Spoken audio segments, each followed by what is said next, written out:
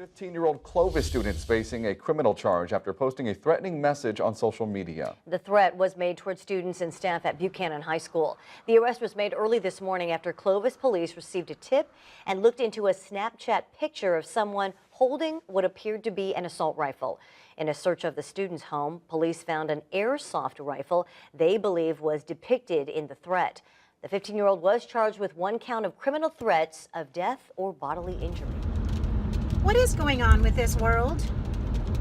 Guys, last night, Wednesday, I had class in Visalia, which is about 45 minutes south of Fresno. So I get to class starts at 6 o'clock. I get there about 5:15, 5:20-ish or so. And there's a few students that are in class already, and they're talking to one another, asking each other, did you read the email? Did you see the email? What does that mean? I really didn't think too much about it. Didn't know what email they were talking about. So I had sent them an email, so I thought maybe they might have been talking about that. It was just some follow-ups from last class, but they didn't ask me specifically anything. So I thought I didn't worry about it.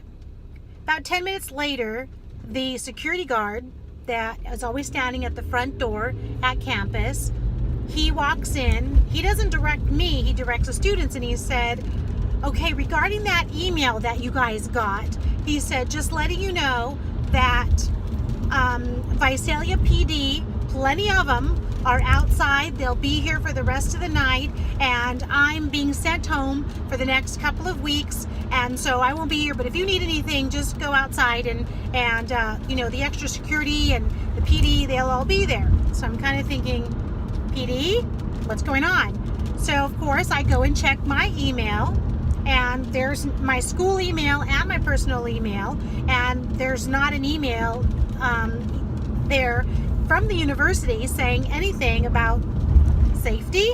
I'm thinking, you know, if there's extra PD out there.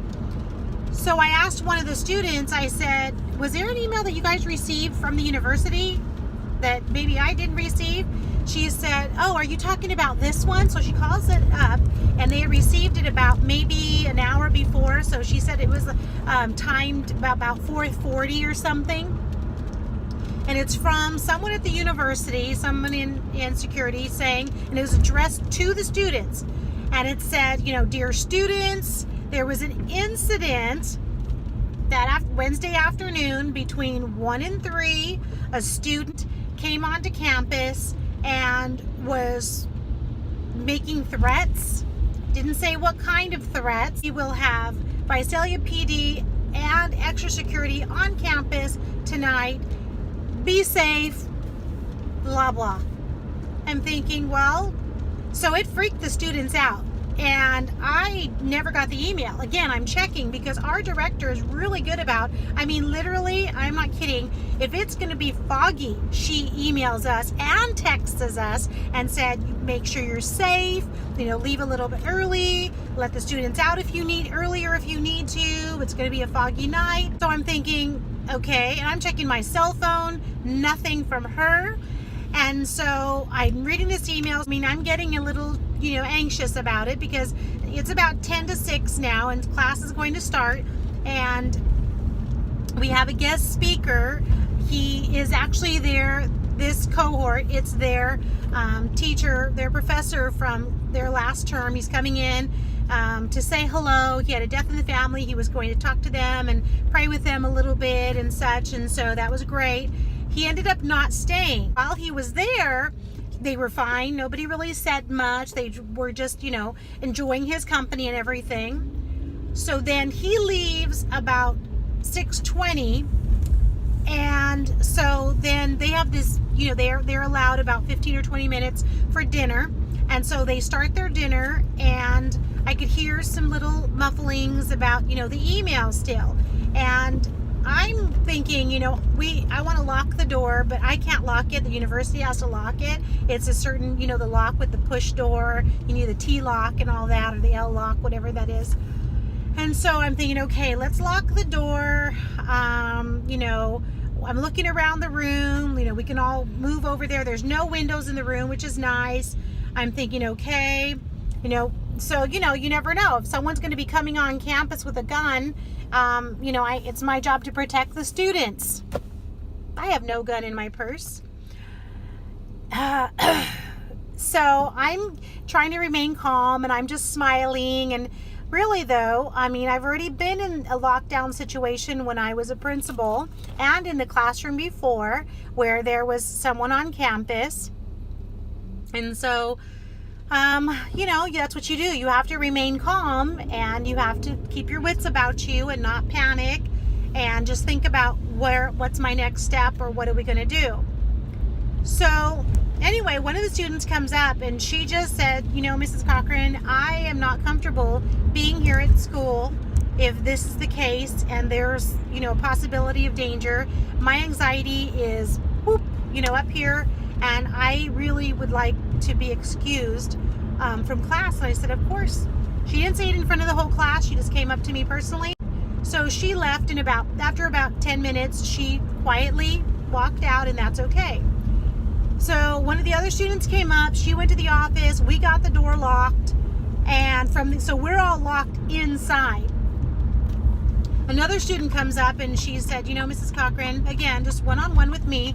She said, would it be okay maybe if we left at a different time, or we left in shifts, so that we're all not walking out at the same time, which is between 9:30 and 10? And I said, I was thinking maybe that we just do our presentations, because the students had a presentation, just a 5-minute presentation they needed to do, and there's just 11 of them since the one left.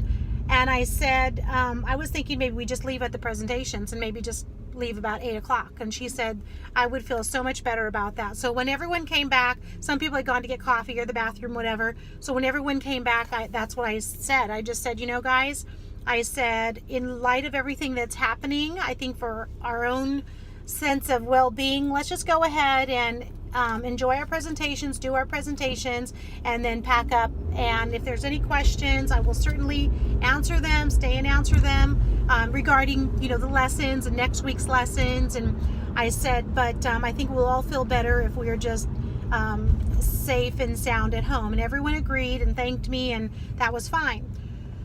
So as our first presenter started, I had told her that, I'm not ignoring you. I'm going to be texting our director. This is the part that really irritated me. I'm frustrated, and I'm, tense about the other situation. But the part that really frustrated me was that, one, I never received the email. And when I called our director, neither had she. She knew nothing about it. She knew nothing. She was asking me why did the security guard come in and talk to us?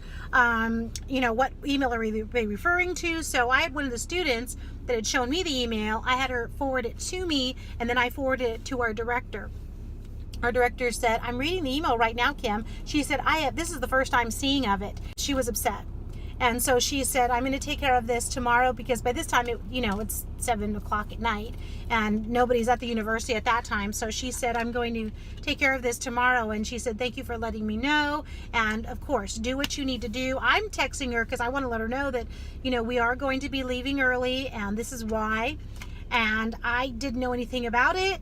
And so that was just really frustrating. I don't know. Someone dropped the ball at the university. Someone totally dropped the ball. And then I checked today, checked my email to see if maybe the email came through late, or if maybe we were going to get an email saying, for those of you at the Visalia campus, because there's other campuses, Merced and here in Fresno, of course, and I never got an email from anybody. And so I don't know. I just think that this craziness has got to stop. This craziness of people coming and thinking that they're going to just shoot anybody anywhere. You can't be safe. So one of the students said, oh yeah, in Lemoore, which is a town just right down the road, she said their high school has been shut down for 2 days. No one coming to school, because there's a student that said when someone steps onto campus, I'm going to start shooting. And then another student said, oh yeah, did you hear in another town, another high school close, just right down the road, said, oh yeah, they were on lockdown for 2 hours the other day. And at the end of this video, I'm going to show you a little clip from our local